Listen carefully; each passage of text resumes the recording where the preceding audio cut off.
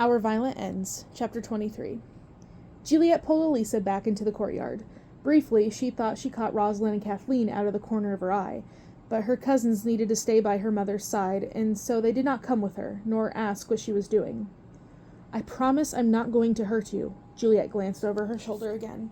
Roma had made it out of the crowd, a splatter of blood on his collar. His eyes were ablaze, vivid in their violence. "I just need to bait your brother somewhere quiet. Run!" They ran until Juliet found a thin alleyway. She shoved Elisa in fast, sparing no time before she kicked several trash bags, stacking them tall so they acted like a barricade. Then she pushed Elisa to hide, slotted behind the bags and out of view. It wasn't that she was trying to scare Roma. She simply had a feeling that Elisa didn't need to see whatever was going to happen next. Roma came into view, his chest rising up and down from exertion. With one glance at the tight grip he had on the pistol in his hand, Juliet knew she was right. "Why are you doing this?" Roma spat. His expression was hateful, but his words were tortured, like he wished she would just disappear instead, so that he didn't have to deal with her, so that he didn't have to be vengeful. "What the hell are you doing?" Juliet held out her hands, as if showing that she was unarmed would make any difference. "Listen to me for a second," she pleaded. "I have information about the blackmailer. It might be coming from within the White Flowers. I'm here to help." Juliet flinched, narrowly sidestepping his first shot. "I was going to make it quick," Roma intoned, as a mercy for what we once were." "Will you listen to me?" Juliet snapped. She sprang forward, and the gun went off again, missing her, but so barely that she felt the heat skim her shoulder. His pistol was still smoking when she closed her hand around the middle of the barrel. Roma tried to shoot again, but by then Juliet had turned the pistol skyward, letting him empty out 3 bullets before she thumped a hand hard on the inside of Roma's elbow. His arm slackened, and she threw the gun out of his grip. "This wasn't hard for you to understand a month ago," Juliet hissed. "The city is in danger. I can help you. And you know what I have realized since then?" His hand darted into his pocket for another gun, and Juliet tackled him fast, throwing him to the ground of the alley, using her 2 hands to pin his arm to the floor. The move was familiar, like the first time Roma ambushed her near Qing Huang Miao, but if the memory meant anything to him, Roma didn't show it. "I have realized," he continued, keeping his arm still for that moment, "I do not care about this city, or the danger it brings into itself. I cared for people, and now the people are gone." He kicked out, and Juliet rolled away to avoid hit, swallowing her wince of pain. Then she landed hard on her elbows, and her forehead nearly smacked into the rough wall of the alley. Roma was up in the blink of an eye, looming over her with the gun, and she didn't think. She just lunged. This was a true fight now, vicious and unflinching. Each time Roma tried to shoot, Juliet tried to disarm, but he had not known her for so long for nothing, and he predicted her moves well enough that Juliet's head was soon spinning from colliding against the concrete ground multiple times. Throwing herself out of harm's way too fast and too hard was painful, but it would sure be as hell be more painful as if she didn't avoid his quick hits and strikes. "Roma!" Juliet spat. Her elbow slammed hard against the stack of bricks, having finally writhed out of their grapple with his blade in her hand. Victory. She threw the blade, hearing it clatter and spin out of the alley. "Listen to me!" He stilled. She almost thought she had gotten through to him, but then his eyes narrowed and he hissed. "The time for listening has long passed." He dove for the knife. From the very moment he raised his arm, Juliet knew he had aimed too high. Roma had always been a bad thrower, which never made any sense because he was so damn good with his bullets. But he loosened his grip from the end of the alley, and time slowed down. Juliet tracked the blade, predicting it to sail so far above her head that it was comical. Then Elisa Montagava stood up from her hiding place, scrambling to her feet and pulling out a plea to end the fight. "Please don't hurt each other."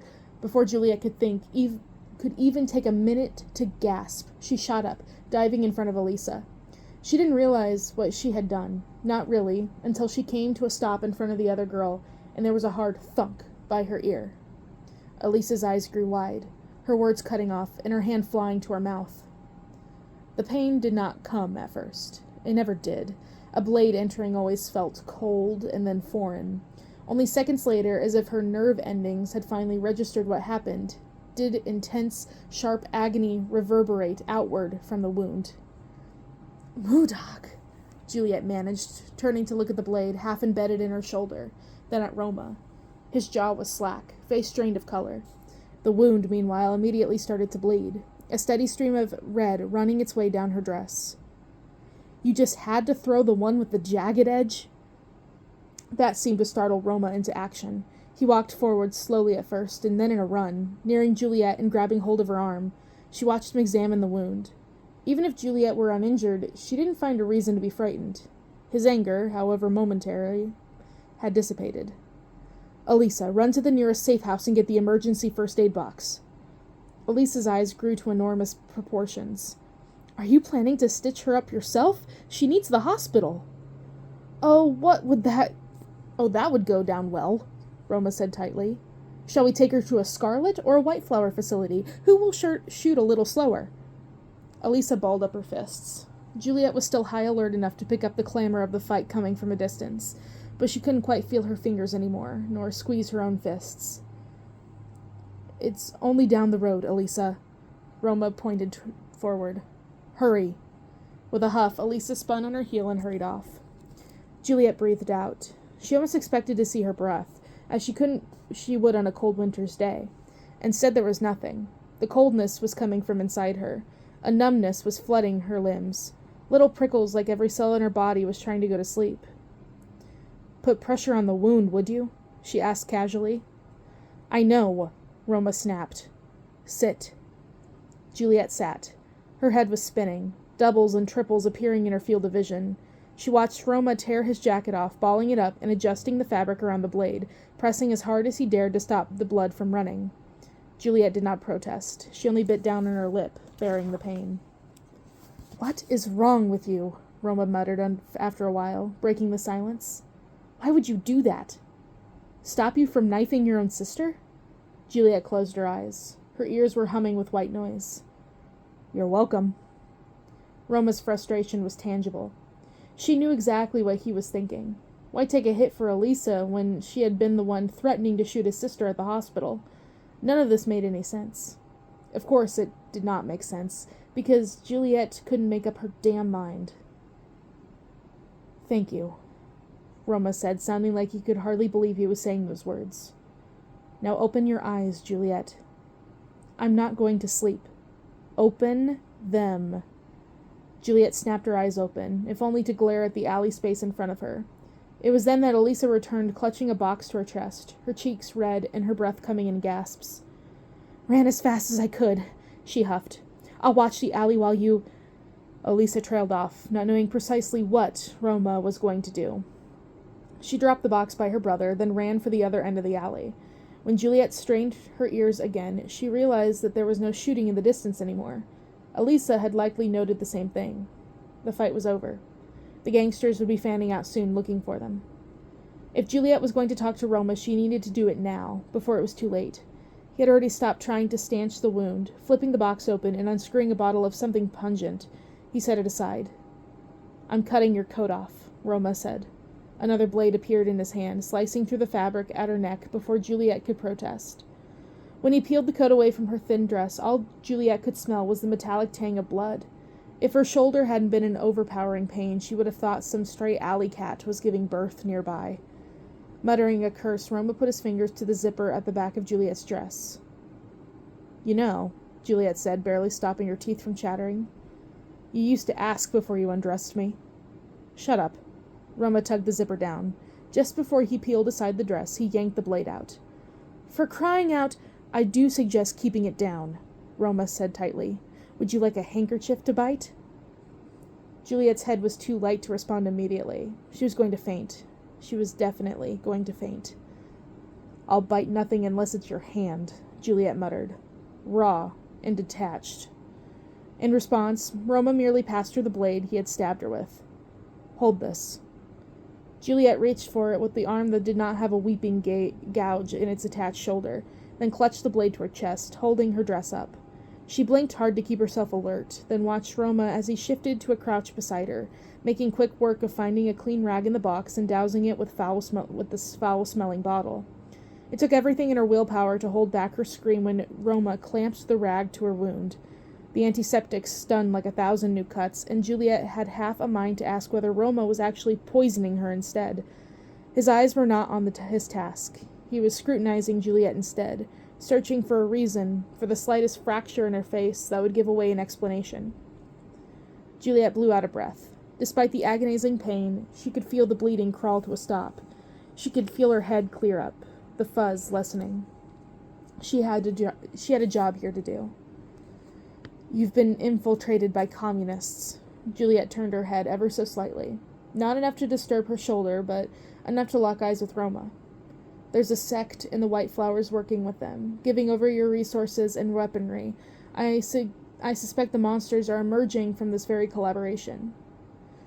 Roma did not react. He only removed the rag and retrieved what looked like to be a needle and a thread. I'm going to suture the wound. Juliet's first instinct was to snap that he couldn't. She had no doubt that he would do a fine job. Running about in the city meant knowing how to snap an enemy's leg with 2 fingers and also how to piece an ally's body together. But was she an ally? Would he piece her together with a steady hand? Roma made an impatient noise, waving the needle. Though she imagined she could probably get up and get to the hospital with a gaping hole in her shoulder, Juliet winced and relented. Wait. She dropped the blade she was holding and reached for the lighter in her pocket. Wordlessly, she flipped its lid and struck her thumb on the spark wheel. When the flame sprang to life, Roma brought the needle near to sterilize it without being asked, like he had already read Juliet's intention. It was easy sometimes to forget how well they had known each other before everything went awry, to forget that they were once as familiar as halves of the same soul, predicting each other's next words. Here, with Roma absently tapping the back of his hand against Juliet's, asking her to put the flame away when the needle glowed red, Juliet could not forget. Don't stitch too deep, I don't want a scar, she grumbled, snapping her lighter closed. Roma frowned. You're hardly in the position to negotiate the size of your scars. You threw the knife at me, and now I'm stitching you up. Do you have any more complaints to air? Juliet resisted the urge to strangle him. Did you hear any of what I said before? She asked instead. About the communists? Yes, Roma replied evenly. He pulled the thread into the needle. And it doesn't make sense at all. We don't want the communists taking the city. Why would we help their revolution? Roma leaned in, and the first prick of the needle entered her skin. Juliet gritted her teeth hard, but otherwise withstood the pain. She had suffered worse. She tried to remind herself. She had suffered worse simply by smashing wine bottles too hard in New York, which had ended with her needing stitches all along her arm. At least, those had been done in a hospital. I don't know why, Juliet said tightly, but it's happening, and right under your nose. Her shoulder twitched, and Roma's hand came around her arm immediately, holding her still. His fingers were hot, burning into her skin. And what? Roma asked, pulling the thread through again. Do you want me to do about it? What you're supposed to do, she replied. Find the Frenchman, the monster on the train. The needle went in too deep. Juliet gasped, and Roma cursed, his grip tightening to stop her from leaping up. Stay still, he commanded. You're clearly trying to kill me. I'm obviously not very good at it because you remain alive, so stay still. Juliet exhaled sharply through her nose, letting Roma resume the last of the stitching. Though she tried not to move, she continued eyeing him until he shifted uncomfortably, his eyes flicking to her and narrowing. The monster, Juliet said again. Everything will be clearer from him onward. But Roma shook his head and held his hand out. Juliet passed him the blade beside her, the very same one he had stabbed her with, and he cut the thread at the end of its stitching. I can't, he said shortly. My hands are full, as you can see. His jaw tightened, and he inclined his head toward the other end of the alley where Elisa was keeping guard. The blood feud is whittling us down alongside our mass casualties from the madness. I fear sending resources into finding the blackmailer will only incite more attacks.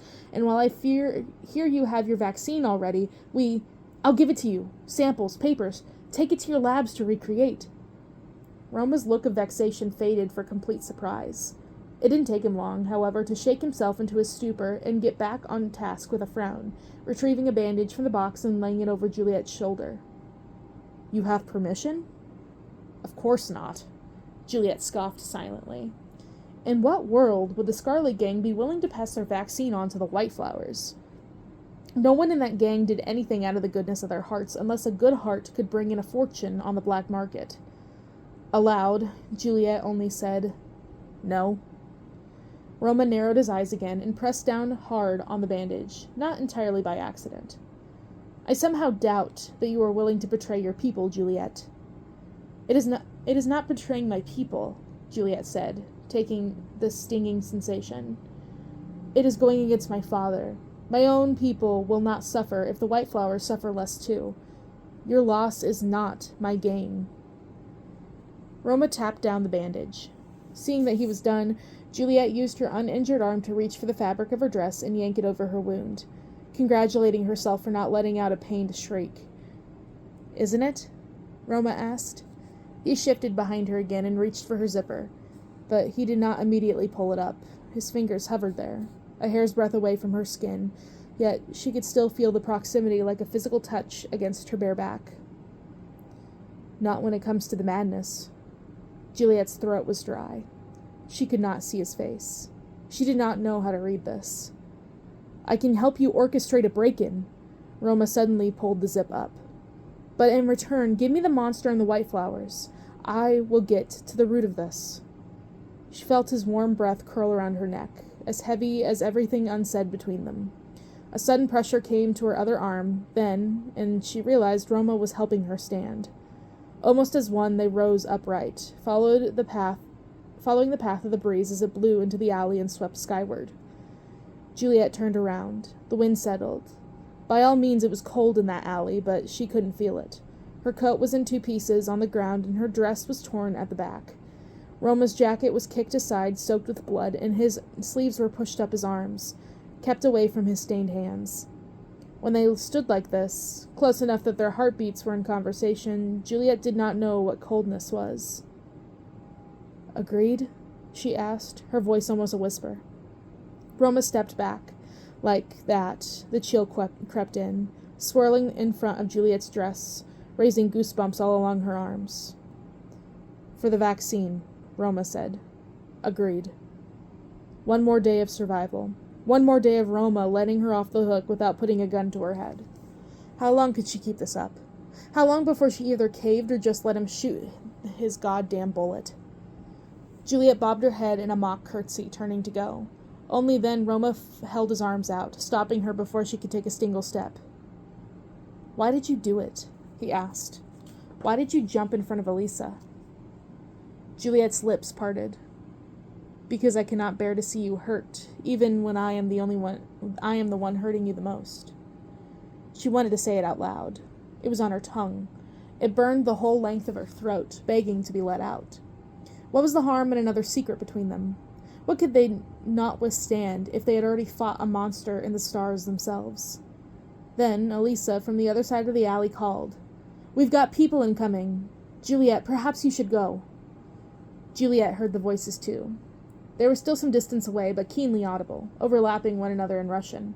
Laughing, they spoke of dead Scarlets, of her people falling to the ground with their lifeless eyes staring up at the sky. It was that which had Juliet remembering herself. It was that which jolted the truth back to the forefront of her mind like a slap to her face. This wasn't about fighting for love. This was about staying alive. "You ask why?" Juliet said quietly. She swallowed hard, leaving nothing but lies studded in her mouth like extra teeth.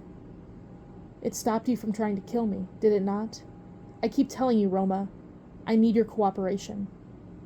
In an instant, the tentative readiness for peace fled from Roma's expression.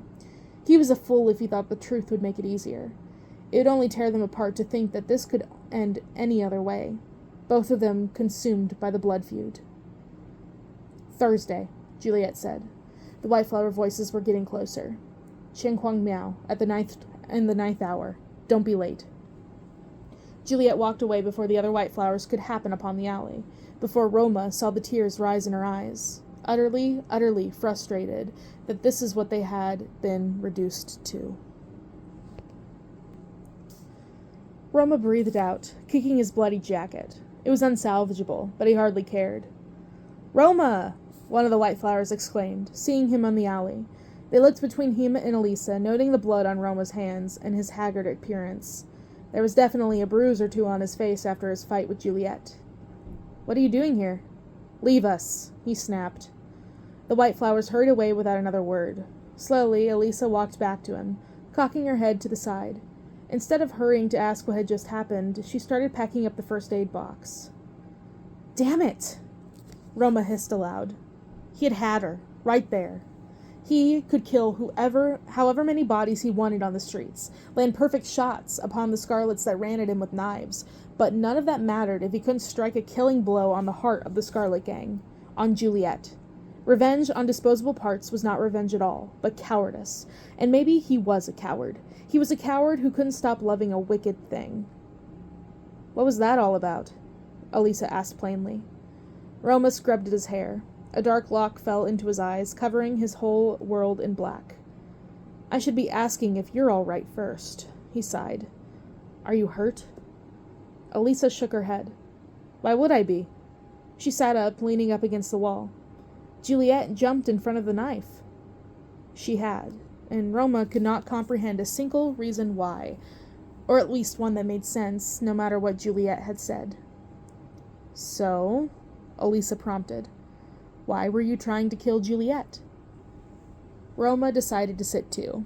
He shuffled beside his sister like they were awaiting a bedtime story, not hiding out in an alley stained with blood. "Well, 2 generations ago, her grandfather killed ours." Elisa wasn't buying it. "Leave the blood feud out of this. You were collaborating with her, and suddenly you're not. I've heard the rumors, the ones that seem logical and the ones that are so preposterous to be laughable. What's the truth?" Roma pushed his hair out of his eyes. His pulse was still raging, his palms slightly damp. It's complicated." "Nothing in this world is complicated, only misunderstood." Roma peered at Elisa, his nose scrunching. Elisa scrunched the exact same button-nose back, and the siblings suddenly seemed like mirror images of the other. "You are entirely too wise for your young age." "You are 19. It is not far by much." Elisa tapped her knee. "Does Papa know?" "It was his idea," Roma muttered, seeing that he could not keep his sister in the dark anymore. He started at the beginning, from the moment Lord Montagov called him into his office to discuss the plan, and then the snide, knowing glance Roma had caught from Dmitri in the living room. "The last of it was in Susang," he finished. "Then the Scarlets blew up our safe house, and I figured the alliance was called off." Elisa was staring at the wall of the alley, clearly mulling through the events. The gears in her head were turning, her frown deepening. She wouldn't be able to make sense of anything. It was a waste of energy to try. "I almost wanted to stay." Elisa's frown disappeared quickly, surprised by his sudden pivot. "In Susang?" She snorted. "It's too quiet." "We need a little quiet. The city is always so loud." Roma tipped his head up, staring at the flurrying clouds. The desire to run and been pulling at the edge of his mind for years, a constant whisper surrounding the idea of escape. He remembered one late night, leaning on his windowsill, his cheek still smarting from Lord Montagov's discipline, wishing he could pick himself up and fade into a life somewhere outside these city boundaries. He wanted air that didn't smell like factory smoke. He wanted to sit under the cover of a large tree, lean upon the trunk, and see nothing but green for miles. Mostly, that night in 1923, he wanted Juliet back, and he wanted to take her and run, far from the clutches of their families. Only he also knew exactly what that meant, leaving the white flowers without an heir, carving open a space that any hateful soul could fill. "It is loud because you listen," Elisa said. "It is loud because everybody's always talking to me," Roma sighed, pressing the heels of his bloody palm into his eyes. Constant demands from the white flowers, constant demands from his father, constant demands from the city itself. "I entertain that it must be nicer to live simply instead, to catch a fish and sell it on the fresh market every day for livable wages instead of trading mounds of opium for amounts of cash we'll never need." Elisa thought on it. She pulled her knees up to her chest and leaned her arms on her knees. "I think," she said, That is something you say because we have been rich all our lives. Roma smiled tightly. Indeed. They have never been born for a simple life, and so they did not deserve it either. It had taken generations to climb to where they are now, and who was Roma to throw it away? All the same, the part of him never seemed to go away. The part that wanted to run, the part that wanted a different life. If only he could erase every memory of his years earlier, maybe he could erase those thoughts too. But he would always remember lying in a park with Juliet, 15 and carefree, his head in her lap and her lips pressing a soft kiss to his cheek, the grass under his fingers and the birds fluttering in song in the branches above him. He would always remember that little nook where nothing would disturb him, a world of their own, and thinking, this is the only complete happiness I have ever felt. It was that part of him that he could never kill, and when Juliet was stitched into these memories like a fashioned hem, how could he ever kill her? A sound came from the other end of the alley then, a pebble skittering across the pavement. Seconds later, Benedict came into view, frowning at the sight of his two cousins on the ground. "What are you doing? We need to go." Roma got to his feet without argument, nudging the first aid box out of sight and reaching a hand out to Elisa. "Come on." He ruffled her blonde hair as she stood, the two of them trailing after Benedict as they made their way home. It wasn't until they were trekking back to the White Flower territory and Elisa starting dragging her feet upon the gravel that Roma suddenly blinked, his eyes coming to the back of Benedict's head. He hadn't thought about how much his cousin had found them, but now, as Benedict chided Elisa to walk properly and stop ruining her shoes, he realized that he had heard no footsteps before Benedict's approach. So how long had Benedict been lingering outside the alley, listening to their conversation?